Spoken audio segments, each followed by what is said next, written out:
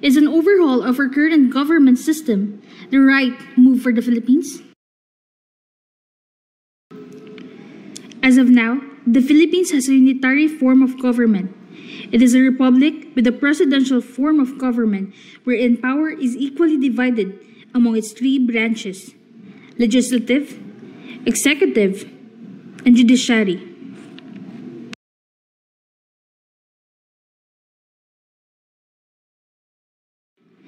The legislative branch is made of the two houses of Congress, the Senate and the House of Representatives. The most important duty of the legislative branch is to make laws.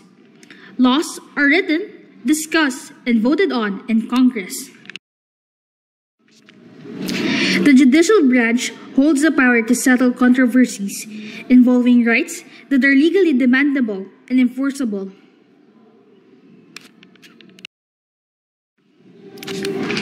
The executive branch is composed of the President and the Vice President. The executive branch carries out and enforces law. It means that power and authority is vested in one centralized government.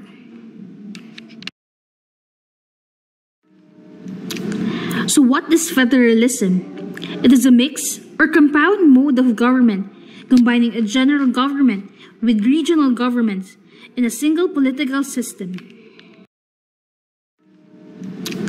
So what is federalism? It is a mix or compound mode of government, combining a general government with regional governments in a single political system.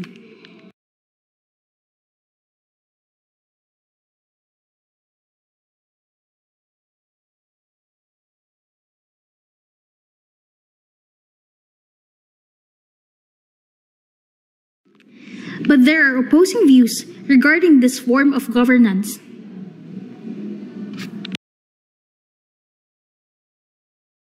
So what good does federalism bring?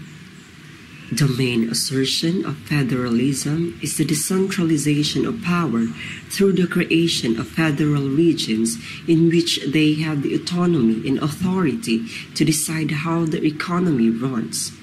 For those who are pro-Fed, see it as the end of the failure of the current Philippine economy, as the autonomy of each federated region would mean equitable development among regions.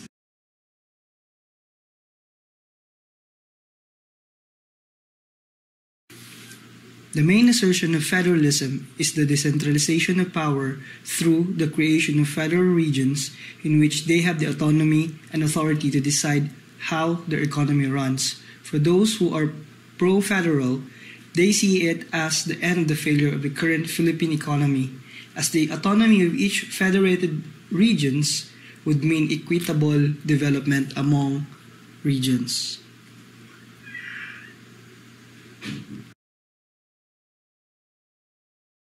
Decentralization of power does not actually ensure a way to equalize development, as Manila is not even the leading region for economic growth. Under federalism, there is an all-out liberalization of regional economy, wherein federated regions open its doors to foreign investment. Hence, the natural resources will be exploited by foreign entities.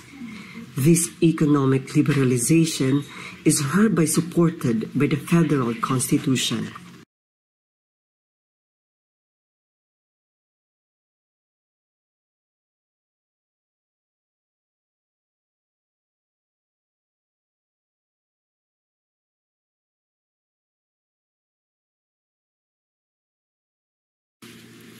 The main assertion of anti-federals is the negative effects of decentralization, as it would create monopoly of political powers, unequal economic development for regions, and natural resources will be exploited by foreign companies.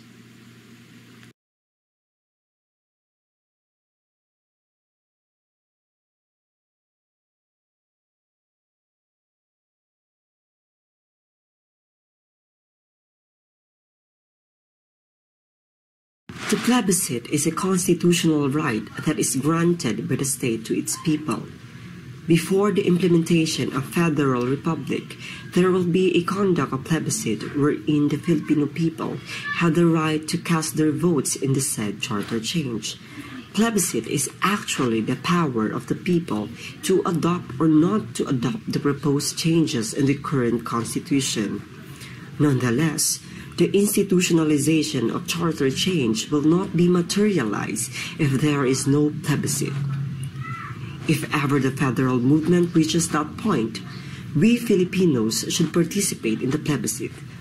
This is one of the ways of upholding and fighting for our democratic rights as citizens of the Philippine Republic. After the plebiscite, if ever the institutionalization of Federal Republic won in the plebiscite, there will be an immediate change of government structure. The Constitutional Convention will declare the change of Philippine Constitution from democratic unitary presidential into federal presidential republic. However, there will be a 2-year transitional period from the current system to the new one.